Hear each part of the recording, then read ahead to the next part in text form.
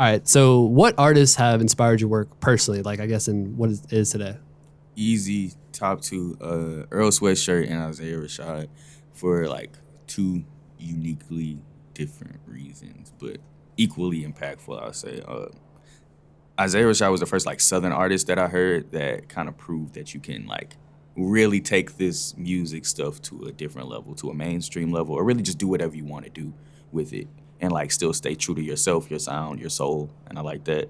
And Earl did the same thing, but it was more with lyrics. Like every time I hear him, he's speaking to me. It feels like it's proverbs, you know what I'm saying? It's like... So, and I know you probably like Mavi. Love Mavi. You like his, what was that EP came out last year? Town Crier, that was a song on there. It is. I was just listening to that because it's got 5 songs. It's 15 minutes long. Is it Town Crier? Is that your favorite off that project? Yes, definitely. Just the way he delivers it, it's the tone. You can really relate. Maybe just because I'm buku moody or something, but yeah, like songs like that, rap like that, I guess the experimental rap, lo-fi, however you want to describe it, it really gets me in my mode. I might not even make music like that all the time, but I think when it comes to my lyrics or what the message I'm trying to convey, you could definitely hear that. So when you said Isaiah Rashad and Earl Sweatshirt, is that your top, like who's in your top 5, I guess, of all time? That would be a big question, but you know. All right. My top 5 is... say rap, yeah. Yeah, my top 5 is strictly off of like favoritism. Okay. I am super biased.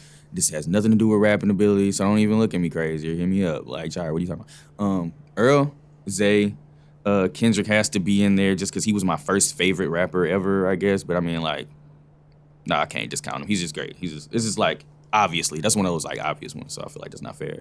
Andre 3000, Southern sound, bro, like, hearing Southern artists do things was always really great for me because I just love representation. I love seeing that, like, and seeing them take it a different way, you know what I'm saying? Not the conventional trap sound or stuff like that. But also, that being said, the last one is Webby because he's savage like that, what you mean. So is that what you want to come across as a Southern rapper, as a Southern artist, like overall, or? I want to come across as, first and foremost, just a good artist. As long as I'm good to whoever's listening, then that's fine with me. But as far as, I'm definitely going to remind y'all where I'm from, like, first and foremost, every time. So, all right. So what else is going on for you in 2022? In the next 6 months, we got anything big lined up? Yeah, I'm going to try to change my life with this rap and, like, in 6 months. That's, yeah, like, the year is about 6 months. We halfway through. So, yeah, I'm going to try to, like, change my life and see real, like, tangible progress with each project that I drop. And there will be a few projects dropping this year. I'll say that to stop being all, out there with it crazy. I'll just be specific and be like, yeah, so projects. So what does like success look like for you in 6 months? You know what I mean? If there's like a benchmark, I guess, you know? That's a good question. For me, my end goal is and always will be to be able to pay my rent wherever that is off raps or off music. I'll say that now since I produce more.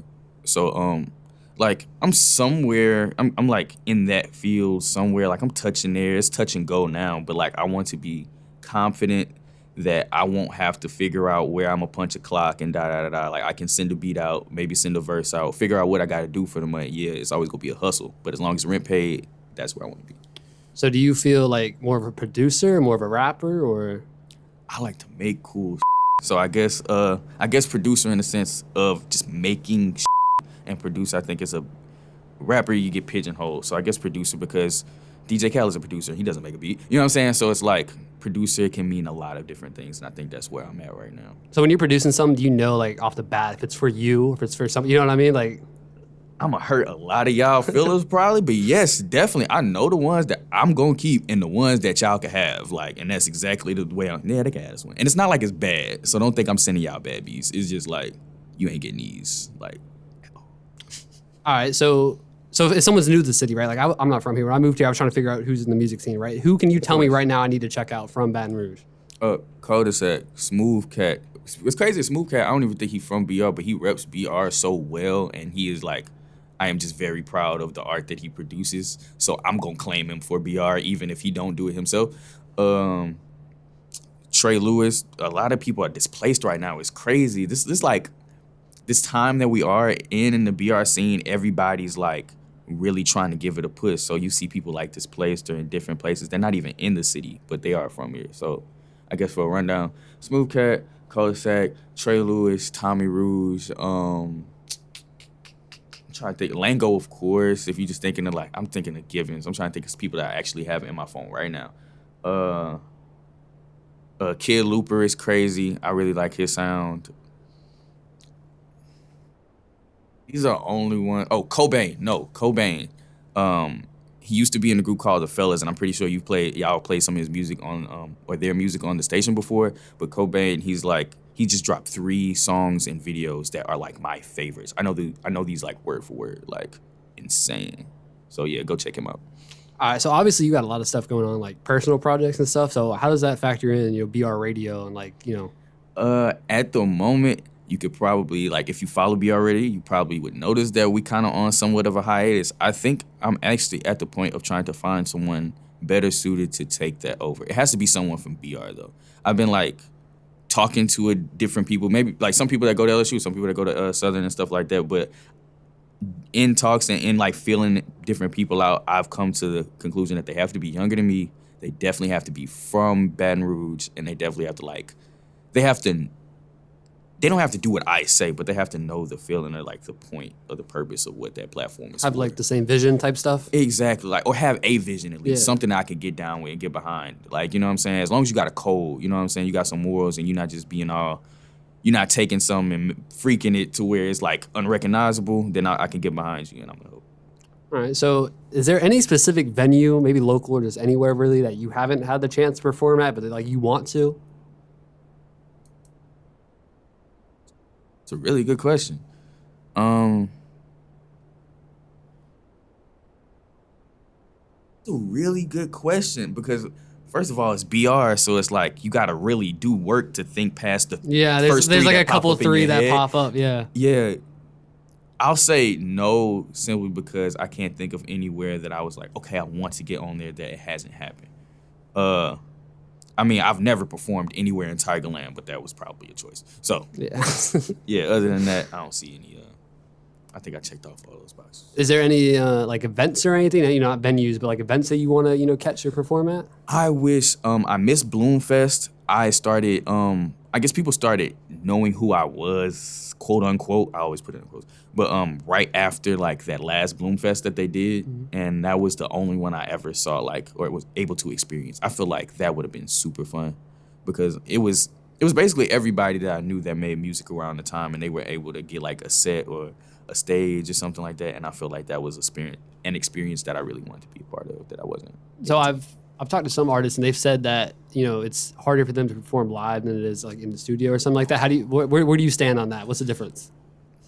It's another question where y'all might hate me. That's the job, dog. That's the job. And you could probably hear the switch of tone in my voice. I be having this topic, this topic of conversation comes up so much, and I be having conversations on this topic so much, whether it's my friends, the homies, my girl, whatever.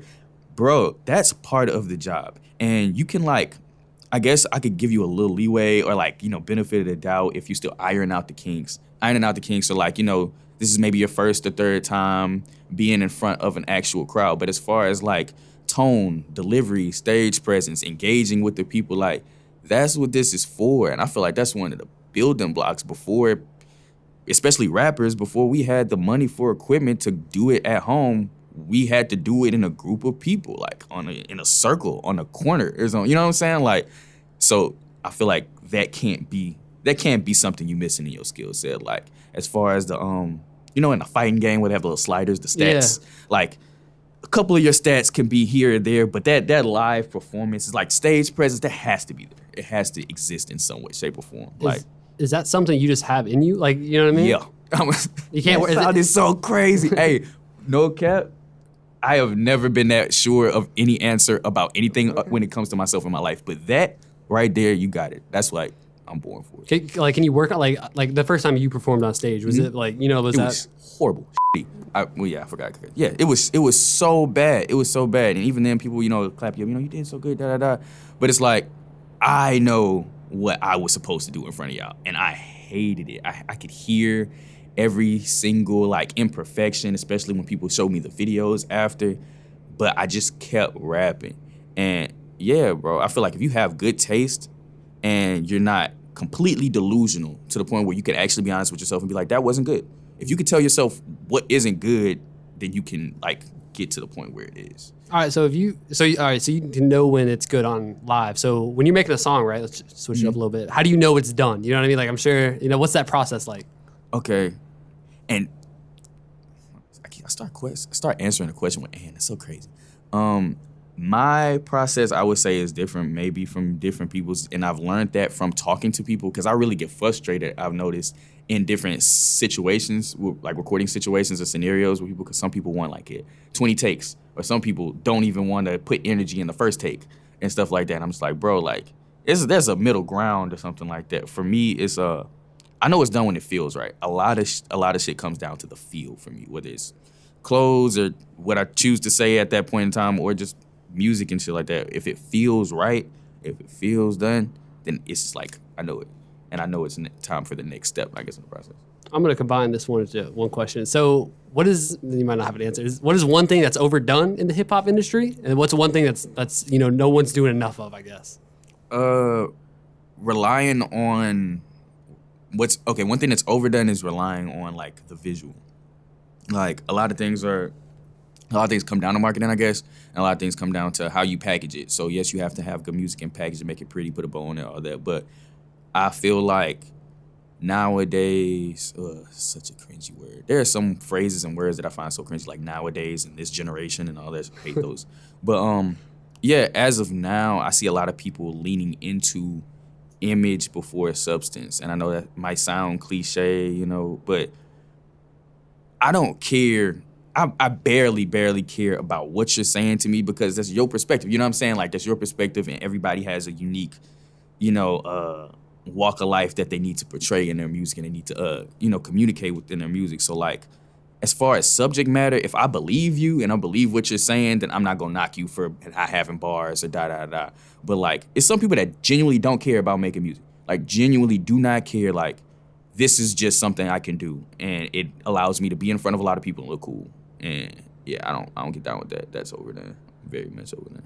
Now, something that's not done enough, I'll say just genuine individuality. Like, a lot of people now are using genuineness, or however you pronounce that word, or however you say that. You got it right. Yeah, right? Yeah. Okay. See, a lot of people are using genuineness as like a gimmick, or like a, you know what I'm saying? Like, I don't know how you can possibly fake it, but they're really good at it. They kind of like being authentic, you know what I mean? They try to play up authenticity and play up like either being genuinely concerned for something or genuinely caring about the craft that they take part in. I feel like not enough people actually take the time to converse with themselves and like really see what they care about, to actually act on it, to actually do something about it.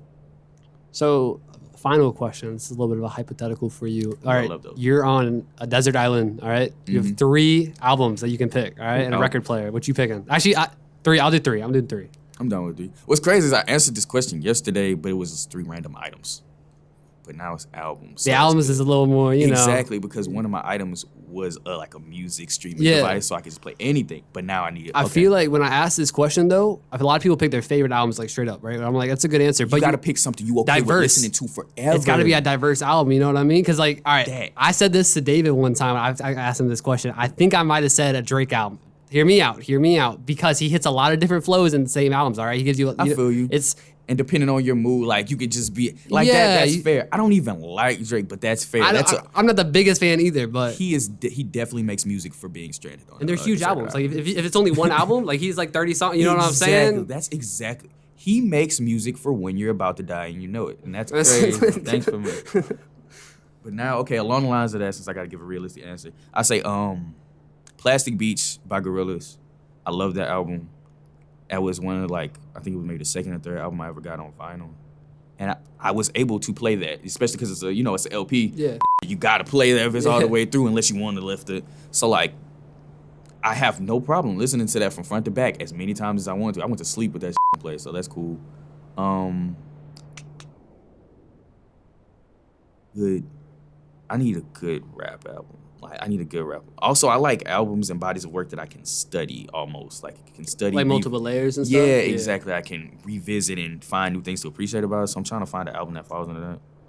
Either a Lauryn Hill album. Yeah, Miseducate. No, the MTV Unplugged version of Lauryn Hill. That album, boom. So we got that one. We got Gorillaz with Plastic Beach. I need something crazy.